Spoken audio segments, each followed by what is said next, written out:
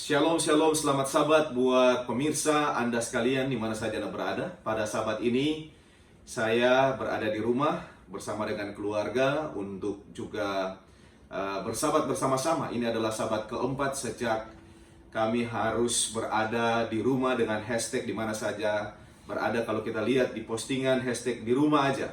Dan ini adalah sabat yang istimewa bagi saya untuk boleh membagikan firman Tuhan kepada saudara-saudara, lebih khusus kepada sahabat-sahabat yang rindu mendapatkan khotbah untuk dinikmati pada Sabat tanggal 11 April pada saat ini.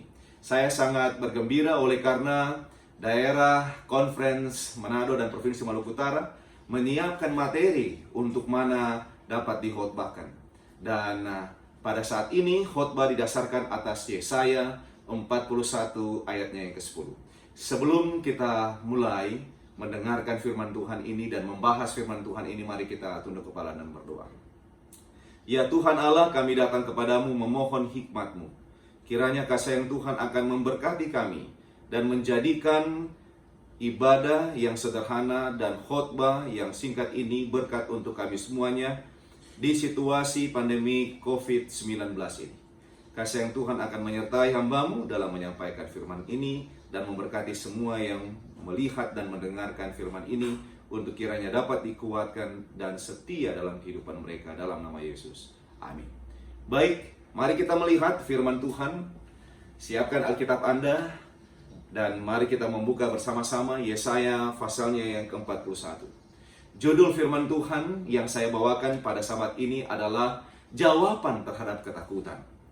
Jawaban terhadap ketakutan. Mari kita lihat di dalam Yesaya pasalnya 41, ayat temanya atau ayat intinya terdapat di dalam ayat yang ke-10, tapi saya ingin membaca ayat yang ke-8 dan ke-9 supaya mengerti latar belakang ayat ini ditulis dalam ayat yang ke-10. Kenapa ayat itu ditulis? Mari kita lihat ayat 8 dan ayat 9. Tetapi engkau, hai Israel, hambaku, hai Yakub yang telah kupilih, keturunan Abraham yang kukasihi, engkau yang telah kuambil dari ujung-ujung bumi dan yang telah kupanggil dari penjuru-penjurunya. Aku berkata kepadamu, engkau hambaku, aku telah memilih engkau dan tidak menolak engkau. Dua ayat ini adalah dua ayat yang berbicara mengenai latar belakang. Yang pertama adalah Tuhan Allah telah memanggil atau telah menetapkan Israel, yaitu Yakub dan keturunannya, untuk menjadi hambanya. Dan bukan cuma itu, Tuhan memberikan spesifik keturunan Abraham. Kalau kita bukan berstatus sebagai warga negara Israel, tetapi kita akui bersama-sama bahwa kita keturunan Abraham. Karena dalam firman dikatakan bahwa siapa saja yang percaya kepada Tuhan, maka dia adalah keturunan Abraham. Dan saudara-saudara pengkasih, kita semuanya telah dipanggil. Entah Anda orang Kristen atau Anda bukan orang Kristen, apapun agama Anda, bahkan orang yang ateis yang tidak percaya Allah sekalipun, kali ini mohon dengar bahwa Allah ada oknum yang besar yang telah memanggil Anda dan saya untuk datang, dan Dia tidak menolak kita. Kata menolak memberikan kepastian kepada kita bahwa kita diterima apapun keberadaan kita, dalam situasi apapun. Masih ingat Israel atau Yakub? Dia adalah seorang, boleh dikatakan, pembunuh yang tidak langsung. Dia seorang pendusta. Dia adalah seorang yang gampang berubah pikirannya.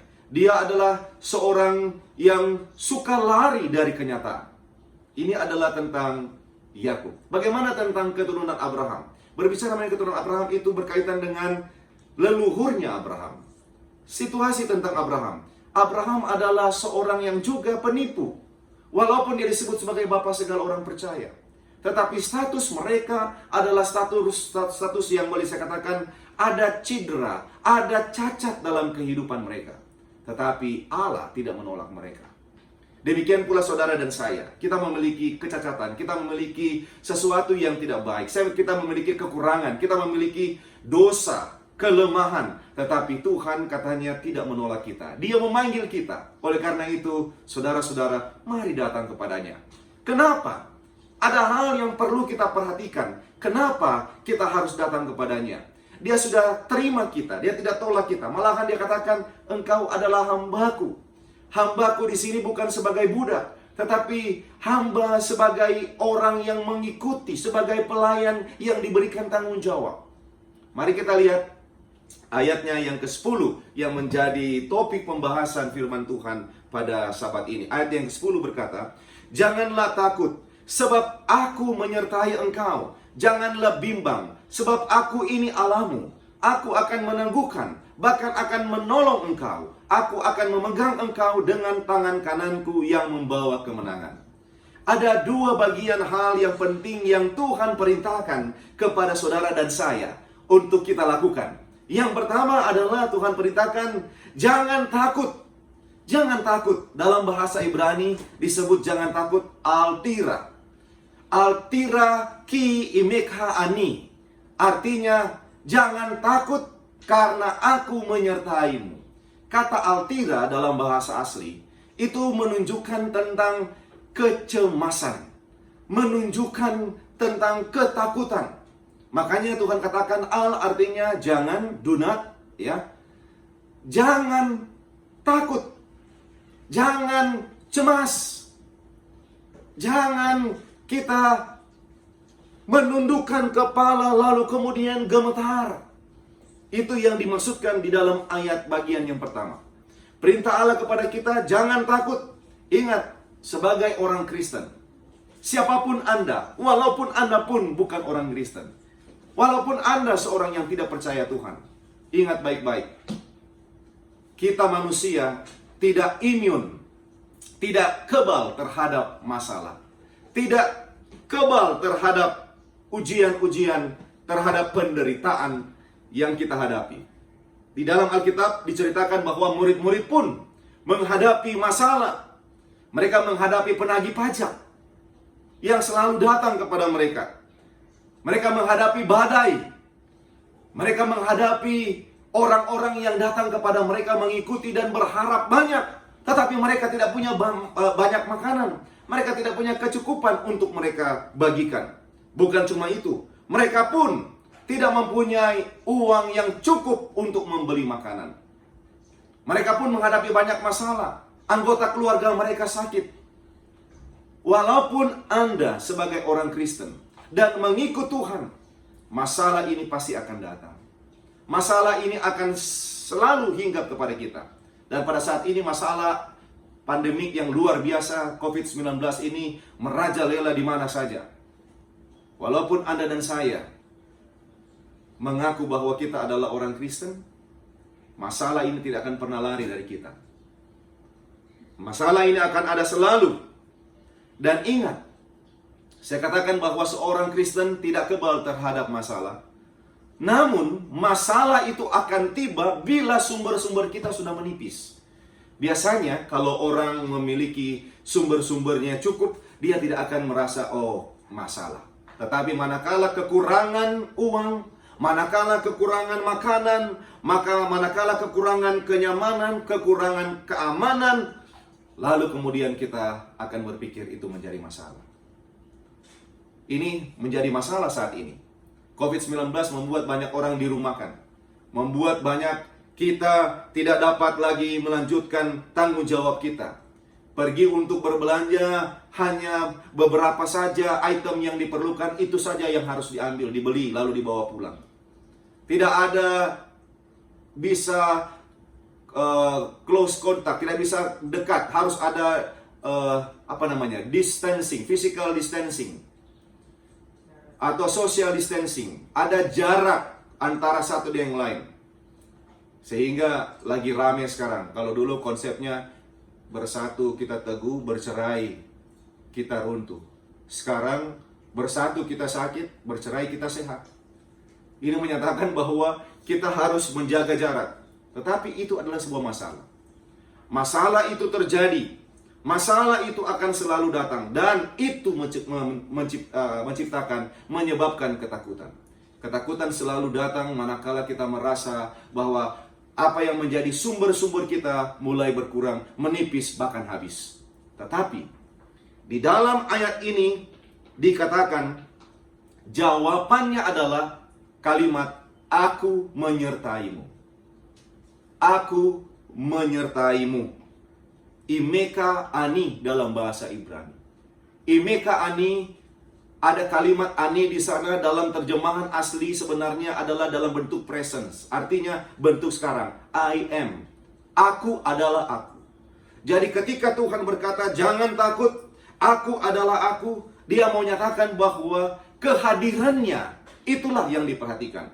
Bukan masalah itu. Semua masalah yang dihadapi oleh murid-murid dihadiri oleh Yesus. Ketika mereka mendapatkan badai di laut, ada Yesus. Ketika mereka tidak ada makanan, ada Yesus. Ketika ada orang sakit, ada Yesus. Ketika mereka kekurangan dana, ada Yesus. Kenapa? Karena Yesus mau katakan bahwa Dia adalah Dia. Dia adalah firman itu. Dialah yang mengungkapkan atau menyatakan janji ini. Jangan takut, aku menyertaimu. Kata-katanya adalah kata-kata yang menciptakan. Kata-katanya adalah memberikan sesuatu dari yang tidak ada menjadi ada. Jadi kalaupun Anda punya resources, Anda punya persediaan sudah menipis bahkan habis sekalipun, ingat, Dia adalah jawabannya. Kalimat kata-katanya dalam firman-Nya dapat dipertanggungjawabkan. Kenapa? Yesus adalah roti hidup. Dia adalah air hidup. Dia adalah jalan kebenaran dan kehidupan itu. Dia adalah harapan. Dia adalah kebangkitan. Bahkan orang yang sudah mati dalam Tuhan pun, Dia adalah kebangkitan. Dan Dia juga adalah keselamatan itu. Tidak heran, di dalam ayat ini firman Tuhan berkata, aku menyertaimu. Imeka ani. Ketika berbicara mengenai Imeka ani, aku adalah aku menyertaimu, itu berarti setiap hari. Tidak pernah dikatakan Dia temani kita hari ini, besok tidak. Atau Dia temani kemarin, hari ini tidak. Dia menemani kita dalam bentuk presence. Setiap hari Dia bersama-sama dengan kita. Oleh karena itu tidak ada alasan bagi kita untuk takut. Kenapa? Karena ada kehadirannya. Dia hadir di tengah-tengah keluarga kita. Dia hadir di permasalahan kita. Dia hadir di kebutuhan kita. Dia hadir saat kita berkekurangan. Oleh karena itu, jangan takut. Selain perintah jangan takut, di dalam ayat ini juga dikatakan, jangan bimbang sebab aku ini Allahmu. Jangan bimbang sebab aku ini Allahmu. Jangan bimbang dalam bahasa Ibrani disebutkan altista. Altista bukan cuma sekedar jangan bimbang, bukan cuma sekedar ragu, tetapi juga menunjuk kepada tidak mau maju, hanya mau mundur. Kata altista ini mengajak orang jangan bimbang, artinya jangan ragu, jangan mundur, tapi harus maju. Oleh karena itu dalam bahasa asli dikatakan altista ki ani Eloheika. Jangan bimbang karena ani Eloheika, aku Allahmu. Kalau seandainya di bagian yang pertama tadi Tuhan berkata jangan takut karena aku menyertaimu, lalu orang bertanya siapa sih engkau yang mau menyertaiku? Maka Tuhan menjawab bagian yang kedua, aku Allahmu. Ani Eloheika, aku ini Allahmu. Dalam bentuk yang presence juga, dalam bentuk sekarang. Artinya kalau kemarin kita melakukan hal yang tidak jelek, lalu sepertinya Allah tidak ada, Allah ada. Sekarang pun Dia ada. Dia tidak menolak kita. Oleh karena itu jangan bimbang, jangan ragu. Ingat, setiap orang Kristen, bahkan walaupun dia tidak beragama sekalipun, setiap hari akan menghadapi masalah-masalah yang membingungkan. Masalah-masalah yang membingungkan ini menyebabkan sehingga kita bimbang, kita ragu, kita tidak mau melangkah, kita bahkan mundur.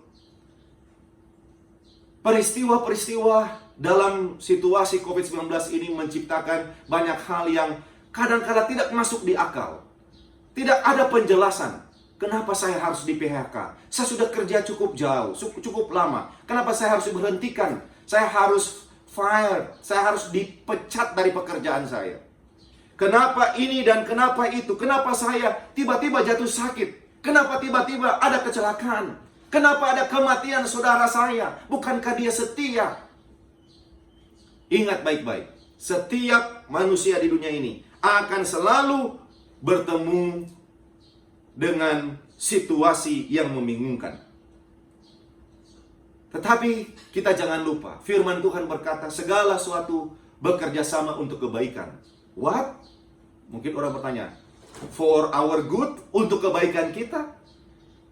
Kalau segala sesuatu bekerja sama untuk kebaikan, masa sekarang dalam situasi sulit? Ingat, Allah bekerja tidak seperti cara kita. Allah dalam menjawab semua pertanyaan-pertanyaan kita, Dia melakukannya dengan caranya dan dengan waktunya. Kita tidak perlu mengurus bisnis Tuhan. Apa yang menjadi urusan Tuhan, itu bukan urusan kita. Urusan kita terbatas dengan waktu dan ruang. Urusan Tuhan tidak terbatas waktu dan ruang. Urusan Tuhan itu berkaitan dengan kekekalan. Oleh karena itu, jangan pernah kita bimbang, ragu, atau mundur menghadapi masalah yang sedang kita hadapi saat ini. Bila kita tidak ada pekerjaan, mungkin pekerjaan kita harian. Hari ini kerja, hari ini digaji, hari ini dapat makanan, dan kali ini harus diberhentikan. Saya mau katakan, jangan bimbang. Jangan bimbang, karena Dia yang berkata tadi menyertai, Dia adalah Allahmu. Dia adalah Allahmu. Dia adalah Allah kita. Dan Allah kita adalah Allah yang penuh dengan kekuatan. Jawaban terhadap mereka yang bimbang, Tuhan katakan, Aku ini Allahmu. Kita tidak bisa melihat Dia. Kita hanya mendengar tentang Dia. Kita hanya baca tentang Dia. Oleh karena itu, kita perlu iman. Iman, kita perlu percaya kepadanya. Percaya 100%. Percaya kepada Allah sama dengan percaya kepada orang tua kita yang kita tahu tidak pernah membiarkan kita. Percaya kepada Allah sama dengan percaya kepada seseorang yang kita tahu dia ada, tapi saat ini tidak bersama-sama dengan kita, dan Dia selalu mengingat kita. Percaya kepada Allah, Allah mau katakan, I am your God. Aku adalah Allahmu. Siapa Allah itu? Dia penguasa alam semesta. Dia mengontrol bintang-bintang. Dia mengontrol sehingga matahari terbit setiap pagi dan terbenam setiap petang. Dia mengontrol terbangnya burung-burung. Dia mengontrol ikan-ikan di laut. Dia mengatur semuanya, termasuk kehidupanmu, kehidupan saudara dan saya. Allah kita Allah yang luar biasa. Oleh karena itu Dia katakan, jangan bimbang, jangan ragu, jangan mundur. Harus tetap, hidup ini harus tetap dijalankan. Kalau Allah melakukan pertolongan itu, maka itu sesuai dengan rencananya. Banyak orang tanya, pendeta, saya suka tahu rencana Allah. Saya mau katakan kepada saudara-saudara, bila saudara dapat melihat atau dapat mengetahui rencana Allah dengan detail, maka saudara akan panik. Saudara akan kaget. Saudara akan lebih cemas. Karena rencana Allah adalah rencana yang luar biasa. Kadangkala tidak masuk dalam pikiran kita. Dalam situasi COVID-19, dalam situasi pandemik yang besar ini, kita berada di rumah, tidak bisa bekerja, tidak bisa berkarya, banyak hal yang mandek, yang macet, kita tidak bisa mendapatkan pendapatan yang lumayan. Saya mau katakan pada saudara-saudara, Allah bisa saja membuat hal-hal yang luar biasa, yang spektakuler. Dia bisa katakan, tiba-tiba COVID-19 selesai, dan saudara tiba-tiba kedatangan atau kejatuhan uang, materi, kebutuhan Anda dari langit. Seperti Tuhan berikan hal-hal yang istimewa, yang spektakuler kepada Elia. Dia beri makan dengan burung datang. Bisa saja Tuhan bikin seperti itu. Tetapi jangan lupa, kalau Allah tidak membuat hal-hal yang spektakuler, Dia bekerja dengan mujizat-mujizat yang banyak secara diam-diam. Banyak mujizat yang terjadi secara diam-diam yang saudara dan saya tidak sadari. Itu sedang Allah buat bagi kita. Sedang terjadi hari ini. Saudara dan saya masih bisa bernafas. Saudara dan saya masih bisa tersenyum. Masih bisa bersama-sama dengan keluarga. Kalaupun ada duka cita, saudara masih bisa dikuatkan. Itu semua bagian-bagian miracles. Bagian-bagian mujizat yang Tuhan siapkan secara diam-diam. Dan masih banyak lagi. Masih banyak lagi yang Dia siapkan untuk Anda dan saya. Oleh karena itu Dia katakan, jangan bimbang. Bila beban kita, ayat-ayat selanjutnya berkata, aku akan meneguhkan, aku akan memegang engkau. Ya, bila saudara dan saya mempunyai beban yang terlalu berat, yang berat sekali, Allah katakan di dalam ayat, aku akan menanggung, aku akan menolong engkau. Kalau saudara merasa akan terpeleset, akan jatuh oleh karena sesuatu, Allah akan memegang engkau. Kalaupun Anda merasa bahwa Anda punya rumah tangga, keluarga, pendapatan, kehidupan sepertinya mau karam, mau kandas, mau habis, Tuhan bilang, Tuhan akan memegang kita dengan tangan kanannya. Saudara-saudara, ketika Tuhan berkata, dengan tangan kananku yang membawa kemenangan, menarik bagi saya, oleh karena nampaknya ketika Yesus hidup di dunia ini, dia adalah Allah. Antara tangan kiri dan tangan kanannya, saya merasa, saya berpikir bahwa tangan kanan Yesus yang lebih kuat dari tangan kirinya. Kenapa? Di dalam ayat-ayat kebanyakan dikatakan tangan kanan. Orang di dalam Alkitab kalau dia mempunyai kekuatan di tangan kiri, maka akan dicatat di dalam Alkitab. Dia itu kidal. Dia itu tangan kiri, artinya dia tangan kiri, dia mempunyai tangan kiri yang kuat. Tetapi kalau tidak disebutkan, itu berarti rata-rata mempunyai tangan kanan.